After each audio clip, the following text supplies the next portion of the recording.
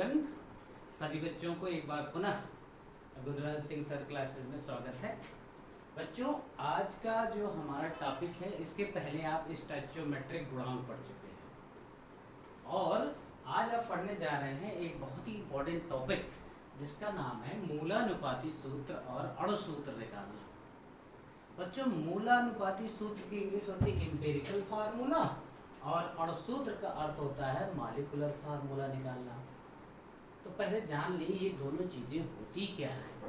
किसे कहते हैं मूलानुपाती सूत्र, किसे कहते हैं अणुसूत्र। नाम में ही स्पष्ट है, मूलानुपाती सूत्र जो किसी यौगिक के मूल में जो सूत्र बनता है। मूल में सूत्र से क्या अभिप्राय है बच्चों? डेफिनेशन देखिए क्या कहती है। किसी यौगिक का वह सरल से सरल सूत्र जो यौगिक में उपस्थित सभी तत्वों के परमाणुओं के अनुपात को प्रदर्शित करता है, उसे कहते हैं मूलानुपाती सूत्र या एम्पिरिकल फार्मूला। कहने का अभिप्राय क्या है कि जैसे ग्लूकोज का सूत्र आप जानते हैं C6H12O6 होता है। इसका जो मूलानुपाती सूत्र आता है, अभी कैसे निकालेंगे मूलानुपाती सूत्र मैं आपको बताऊंगा कॉलम बना करके। इसका सूत्र CH2O आता है, ये इसका मूलानुपाती सूत्र है बच्चों। आप देख रहे हैं इसमें कार्बन हाइड्रोजन ऑक्सीजन का अनुपात कितना है? 1:2:1 देख रहे हैं। इस फार्मूले में जरा ध्यान देखिए, 6 × 6 6 दूनी 12, 6 × 6। अगर आप देखें ग्लूकोज का जो मूल में जो तत्वों का अनुपात आ रहा है 1:2:1 ही तो है। इसका मतलब है कि सबसे सरलतम अनुपात जो ग्लूकोज का है, ग्लूकोज में कौन कौन से तत्व हैं बच्चों? कार्बन है, हाइड्रोजन है, ऑक्सीजन है, ये 3 तत्व हैं। इन तत्वों का अनुपात क्या रहा है? 1:2:1। जो किस फार्मूला में देखे, इसका CH2O है 1:2:1। ये हो गया इसका एम्पिरिकल फार्मूला, मूलानुपाती सूत्र हो गया। अच्छा, अभी कैसे निकालेंगे अभी हम चर्चा करेंगे टेबल बना करके। बहुत आसान है बच्चों, बस थोड़ा सा आप ध्यान दीजिएगा। तो मूलानुपाती सूत्र क्या होता है? सबसे पहले डेफिनेशन आप स्क्रीनशॉट ले लीजिए कि सरल से सरल अनुपात तत्वों का। कोई जैसे मेथेन में है ना, मेथेन का मूलानुपाती सूत्र CH आ जाए तो बताइए कार्बन और हाइड्रोजन का 1:1 में है ना। तो ये इसका मूलानुपात, जो मूल में तत्व हैं उनका अनुपात क्या है, उसी को हम कहते हैं मूलानुपाती सूत्र।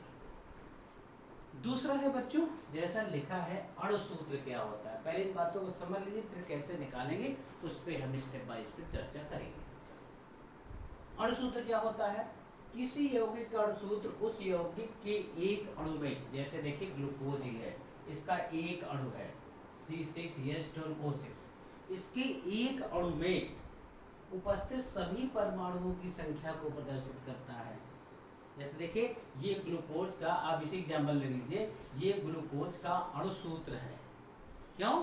क्योंकि ग्लूकोज में बच्चों जितने परमाणु उपस्थित हैं, कार्बन 6 है, हाइड्रोजन 12 है, ऑक्सीजन 6 है, एक अणु में उपस्थित सभी परमाणुओं को प्रदर्शित कर रहा है। कि ग्लूकोज का एक अणु जिसका सूत्र C6H12O6 है, इसमें 6 कार्बन, 12 हाइड्रोजन, 6 ऑक्सीजन है। तो बताइए सभी तत्व हैं कि नहीं इसके एक अणु में? तो ये इसका क्या हो गया बच्चों?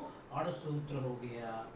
डेफिनेशन में आपको बताया गया किसी यौगिक का अणुसूत्र उस यौगिक के एक अणु में, ध्यान रखिए एक अणु, ये देखिए ग्लूकोज का एक अणु में उपस्थित सभी परमाणुओं की संख्या को प्रदर्शित करता है। और अब बात आती है, अच्छा हम सर अणुसूत्र कैसे निकालेंगे? मूलानुपाती सूत्र हमको ज्ञात हो चुका है। तो बच्चों देखिए, अणुसूत्र बराबर होता है N गुणे मूलानुपाती सूत्र। अब N क्या है ये देखना पड़ेगा, है ना। तो N क्या है? देखिए, जो यौगिक आए, जो यौगिक हो उसका अणुभार निकाल लेंगे, अणुभार ज्ञान और मूलानुपाती सूत्र भार से भाग कर देंगे। कहने का मतलब होता है मूलानुपाती सूत्र, जैसे ये इसका मूलानुपाती सूत्र है, इसका भार 12, 2, 14, 16, 30 है ना। अब मान लीजिए इसका मूलानुपातिक सूत्र भार 30 हो गया।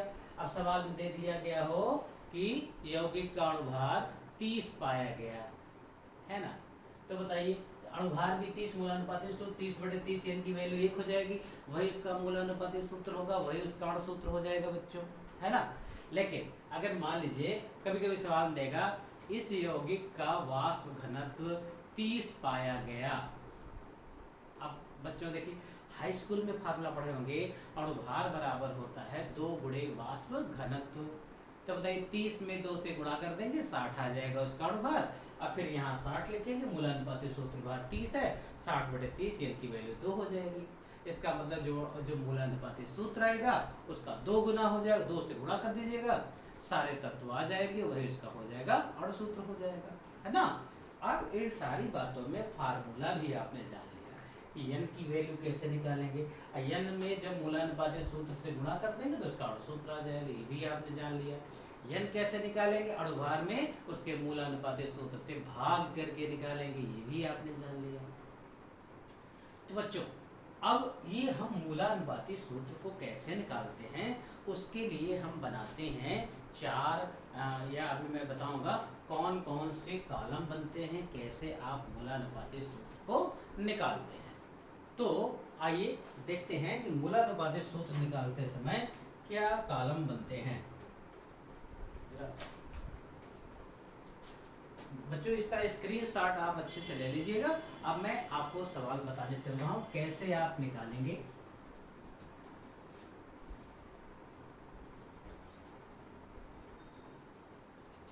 मूलानुपातिक सूत्र निकालते समय सबसे पहला कॉलम बनेगा, उसमें तत्व कौन कौन से हैं।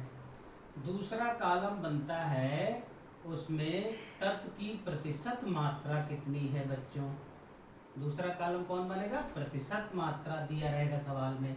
जो तीसरा कॉलम बनता है उसमें उस तत्व का परमाणु भार दिया होगा, परमाणु भार दिया होगा।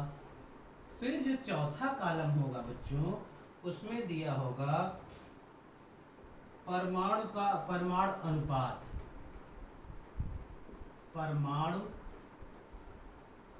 परमाणु अनुपात दिया होगा, और ये होता है प्रतिशत मात्रा बटे परमाणु भार।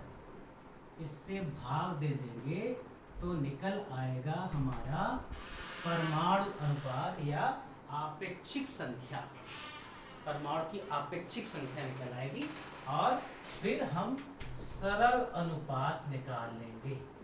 सरल अनुपात कैसे निकालेंगे बच्चों, जो यहाँ पर सबसे छोटी वैल्यू आएगी। कहने का मतलब पहले हम तत्व लिखेंगे, मान लीजिए कार्बन है, हाइड्रोजन है, ऑक्सीजन है, ठीक है।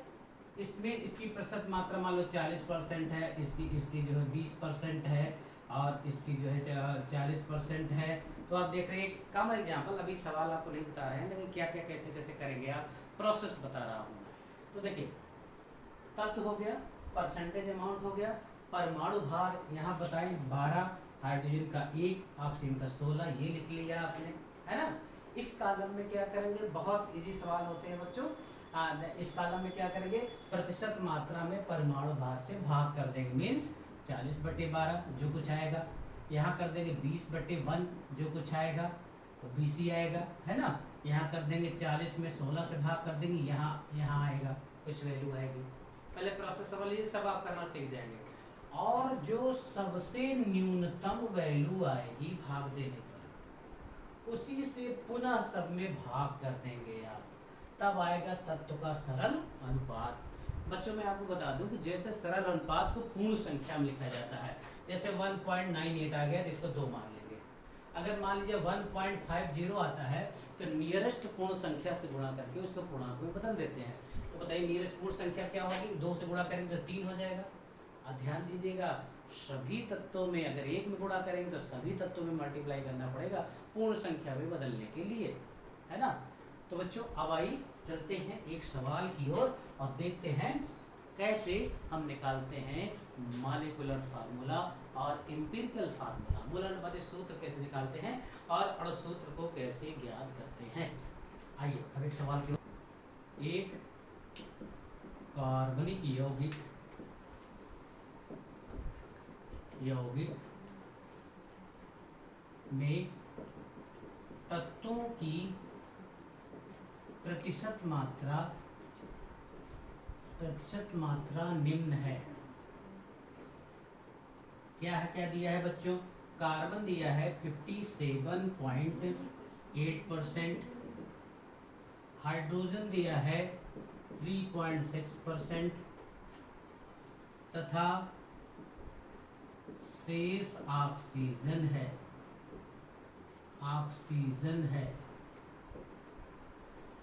है ना। यौगिक का वाष्प घनत्व 83 है। तो कार्बनिक यौगिक का अणुसूत्र ज्ञात कीजिए।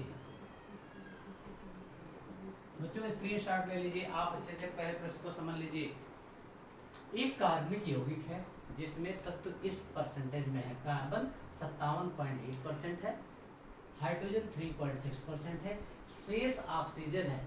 बच्चों तो पहली बात तो आप जान लीजिए कि शेष ऑक्सीजन का मतलब परसेंटेज का मतलब होता है 100 में कार्बन इतना परसेंट है, हाइड्रोजन इतना परसेंट है, कह रहा शेष ऑक्सीजन है। इट मीन्स इन दोनों को जोड़ करके हम 100 में घटा देंगे तो ऑक्सीजन का परसेंटेज आ जाएगा, है ना। जब ऑक्सीजन का परसेंटेज आ जाएगा तब हम बना लेंगे टेबल, है ना। पहले निकालेंगे मूलानुपाती सूत्र, है ना। मूलानुपाती सूत्र निकालेंगे, फिर ये देखिए सवाल दिया, अभी मैं प्रोसेस बता रहा था, वाष्प घनत्व दिया है ना। वाष्प घनत्व में 2 से मल्टीप्लाई कर देंगे तो आ जाएगा उसका अणुभार, और जो मूलानुपाती सूत्र निकालेंगे उसका भार निकाल के भाग देंगे तो वैल्यू आ जाएगी n की, और n से गुणा कर देंगे तो सूत्र आ जाएगा। यही प्रोसेस करना है बच्चों पूरा, है ना। वही चलते हैं, सबसे पहले देखते हैं कि ऑक्सीजन का परसेंटेज द्रव्यमान क्या है। तो बताइए इसके लिए सलूशन, मैं सोच रहा हूँ अगर आप लोग स्क्रीनशॉट ले लिए होंगे तो इसका मैं अब आपको बताने चल रहा हूँ क्या प्रोसेसिंग करनी है। सलूशन देखिए, इसका हल देखिए बच्चों। अच्छा बताइए, कार्बन और हाइड्रोजन का परसेंटेज मिला के अगर जोड़ दें तो बताइए कार्बन क्या है 57.8 है, हाइड्रोजन कितना है बच्चों, आपके सवाल में दिया है मैंने 3.6%। जरा जोड़ दीजिए 57.8 और 3.6 जोड़ेंगे 8 से 14 4 से ले 7 10 11 से ले 5 61.4%। इन दोनों को मिला के 61.4% तो आ रहा है कार्बन और हाइड्रोजन, है ना बच्चों। अच्छा अब कह रहा शेष उस यौगिक में ऑक्सीजन है, तो 100 में हम घटा दें तो ऑक्सीजन आ जाएगा, है ना। तो बताइए, तो परसेंटेज ऑफ ऑक्सीजन बराबर 100 माइनस 61.4, और जब ये घटाएंगे 100 में 61.4 को घटाएंगे, ये 6 आ जाएगा यहाँ, और यहाँ 8 आ जाएगा, यहाँ ये आ जाएगा 38.6। बताइए 38.6% आ गया हमारा ऑक्सीजन आ गया। अब उस यौगिक में जो जो तत्व हैं उनकी परसेंटेज मात्रा हमको मिल गई। अब क्या बनाना है, हमको टेबल बना लेना है। टेबल में क्या क्या लिखा जाता है बच्चों आप जान चुके हैं। पहले लिखते हैं तत्व, दूसरा लिखते हैं प्रतिशत मात्रा, है ना, तीसरा लिखते हैं परमाणु भार, चौथा लिखते हैं आपेक्षिक संख्या, और लास्ट में लिखते हैं सरल अनुपात। और ये सब कैसे कैसे आते हैं, प्रोसेस क्या है, ये हम आपको बता चुके हैं, है ना। अब बताइए, ये बना दिया टेबल आपका, है ना। तत्व कौन कौन है, तत्व है हाइड्रोजन निकला, कार्बन, हाइड्रोजन और ऑक्सीजन, ये 3 तत्व हैं बच्चों।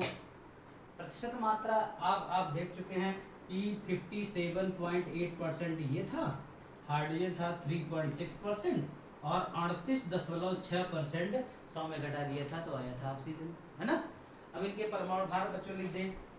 ये देखिए इसका 12 होता है, इसका 1 होता है, इसका 16 होता है।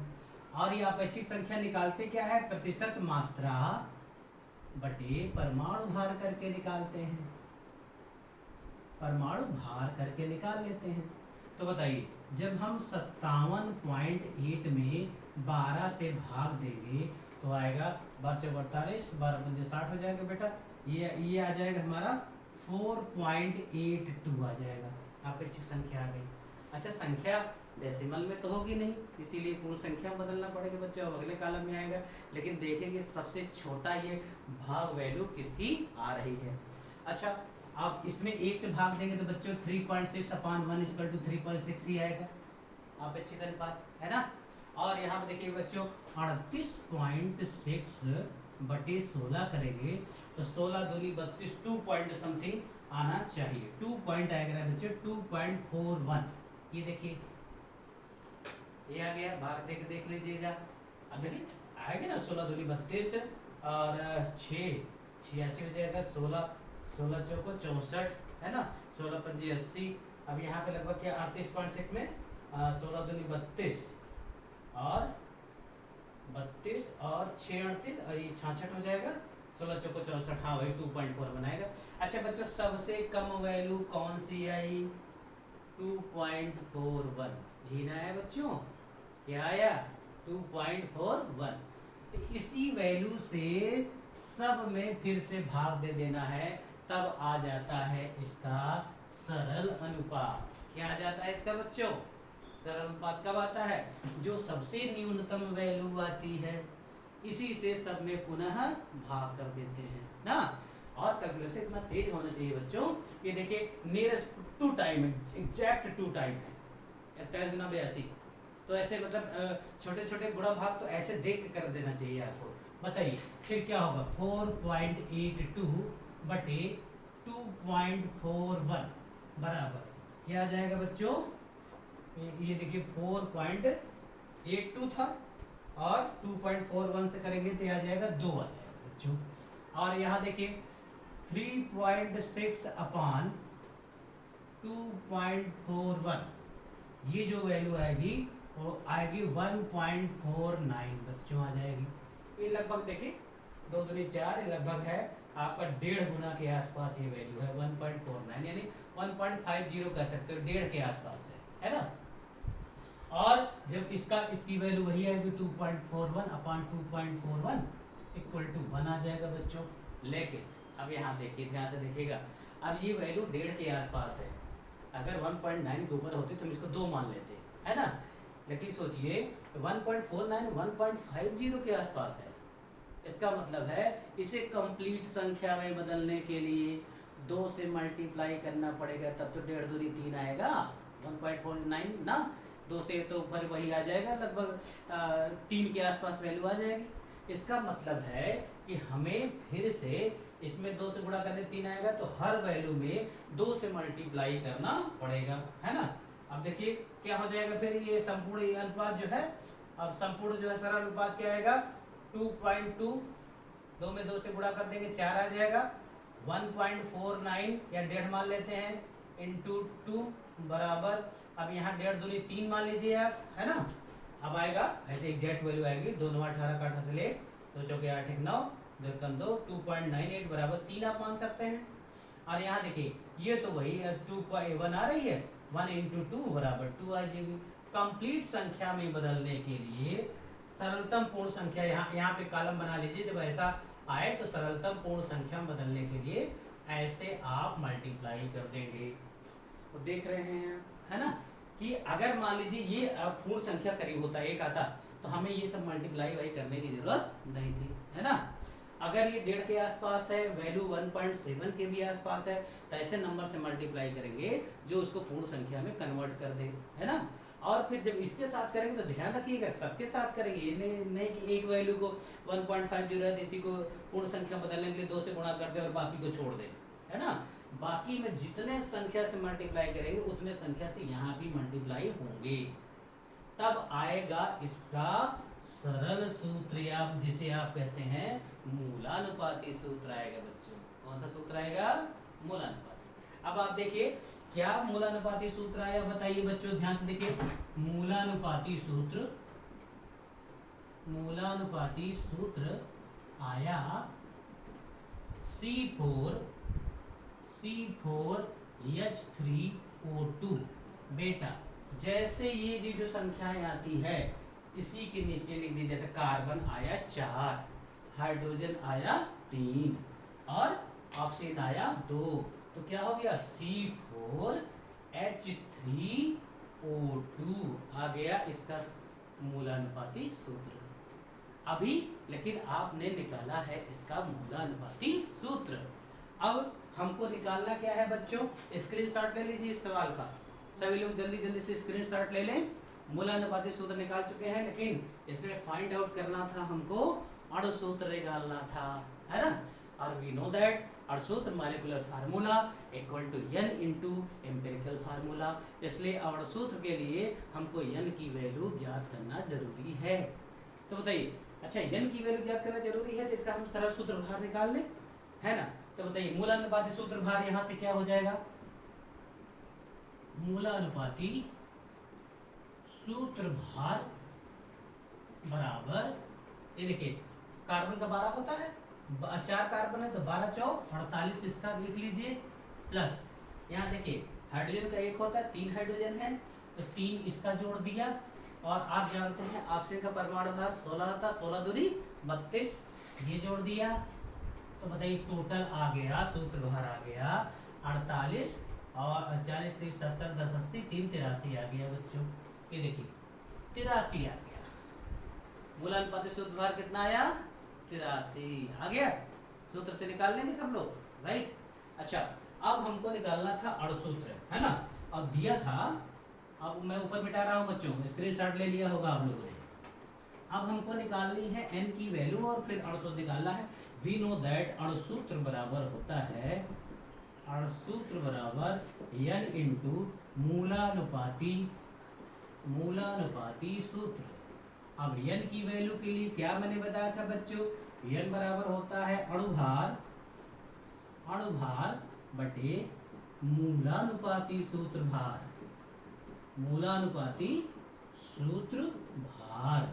तो बच्चों अब ये दिया है कि सवाल में देखिए अणु भार नहीं दिया है, मॉलिक्यूलर वेट नहीं दिया है, इसके लिए सवाल दिया है वाष्प घनत्व।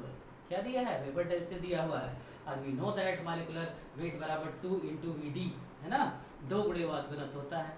तो फार्मूला से आ गया उसका, है ना। इस सवाल में दे दिया है वेपर डेंसिटी कितना दिया है बच्चों, कितना दिया था, वेपर डेंसिटी दिया था 83, वाष्प घनत्व दिया था। अच्छा देखिए मूलानुपाती सूत्र भार भी 83 आ रहा है और अणु भार बराबर होता है 2 गुणे वाष्प घनत्व।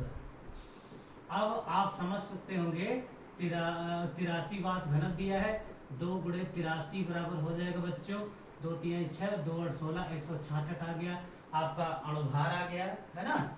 और मूलानुपाती सूत्र भार 83 आया था तो बराबर क्या हो जाएगा 166 बटे 83 इक्वल टू 2 आ गया। ये देखिए n की वैल्यू आ गई, है ना। अब n की वैल्यू आ गई तो अणु सूत्र ये देखिए n से मल्टीप्लाई कर देंगे, है ना। अब बताइए तो अतः अणु सूत्र बराबर हो गया n इंटू एम्पिरिकल फार्मूला जो आया था, n की वैल्यू 2 आ गई। एम्पिरिकल फार्मूला आया था, क्या आया था बच्चों, C4H3O2। ये देखो बच्चों इससे जब गुणा करेंगे 2 से गुणा कर देंगे। अब ये बताइए 4 दूनी 8 कार्बन हो गया, 3 दूनी 6 हाइड्रोजन हो गया, 3 और 2 दूनी 4 ऑक्सीजन हो गया। तो फाइनल फार्मूला क्या होता है C8H6 और 2 दूनी 4 O4। यही हमारा आ गया बच्चों क्या, अणु सूत्र आ गया, है ना। ये देखिए कितना आसान है ना। अब मैं एक सवाल आप में ऐसा बताया कि जिसमें कार्बन परसेंटेज निकाल करके और मूलानुपाती सूत्र निकाला, अणु सूत्र निकाला, है ना। अब नेक्स्ट वीडियो में हम आपको इस पर 1-2 न्यूमेरिकल और करा करके एनसीईआरटी के न्यूमेरिकल कुछ करा करके हम पहुंच जाएंगे लिमिटिंग रीजेंट पर, सीमांत अभिकर्मक जिसे कहा जाता है। बच्चों आज का वीडियो मुझे लगता है कि आपको बहुत पसंद आया होगा। मूलानुपाती फिर से मैं समराइज कर दूं अपने लेक्चर को कि मूलानुपाती सूत्र का मतलब सबसे सरलतम सूत्र, है ना। मूल अनुपाती सूत्र निकालने के लिए क्या क्या कॉलम बनाते हैं, ऐसे दिमाग में से फ्रेम हो जाना चाहिए। तत्व का परसेंट कितना, कितने कौन कौन से तत्व है, उनकी प्रतिशत मात्रा, उनका परमाणु भार, प्रतिशत मात्रा में परमाणु भार से भाग दे करके अपेक्षित संख्या निकालेंगे, और जो सबसे न्यूनतम संख्या आती है उसे पुनः भाग करके सरल अनुपात निकाल लिया जाता है ना। और वही जितना सरल अनुपात आता है तत्वों के बाद नीचे रख दिया जाता है, मूल अनुपाती सूत्र हो गया, है ना। फिर मूल अनुपाती सूत्र भार निकाल लेते हैं, जोड़ करके उनका परमाणु भार से गुणा करके, और फिर n की वैल्यू निकाल लेते हैं, अणुभार बटे मूल अनुपाती सूत्र भार, n से गुणा कर देते हैं तो आ जाता है अणुसूत्र। So simple and so easy, आप कह सकते हैं बहुत आसान है निकालना, बस आपका कैलकुलेशन लेवल अच्छा होना चाहिए। और तो बच्चों जैसे ही n की वैल्यू निकाल लिया, अच्छा कभी कभी डायरेक्ट अणुभार नहीं देता है ना, जैसे NTP STP पर गैस का आयतन दे देता है, जैसे मान लीजिए 10 लीटर का आयतन 11.6 पाया गया, तो 22.4 लीटर जो आयतन होता है वही 1 मोल बराबर होता है, वही उसका अणुभार बराबर होता है। तो 22.4 लीटर का आयतन कितने भार के बराबर होगा, वो भार ही नहीं उसका अणुभार हो जाता है ना। तो जैसे अभी एक सवाल में देखा तो वाष्प घनत्व दिया था, डायरेक्ट अणुभार नहीं दिया था, 2 से गुणा कर दिया अणुभार आ गया। इसी प्रकार गैस का 22.4 लीटर का आयतन अणुभार के बराबर होता है, तो उतना भार आप निकाल लीजिए, अणुभार आ जाएगा, अणुभार में मूल अनुपाती सूत्र भार से भाग कर दीजिए तो आ जाएगी n की वैल्यू, n की वैल्यू को मूल अनुपाती सूत्र से गुणा कर दीजिए तो आ जाता है अणुभार, अणुसूत्र आ जाता है उसका, है ना बच्चों। तो वेट एंड वॉच, देखते रहिए जी सिंह क्लासेस, और वीडियो फिर हम लेके आएंगे एक नया lecture about limiting reagent and so on.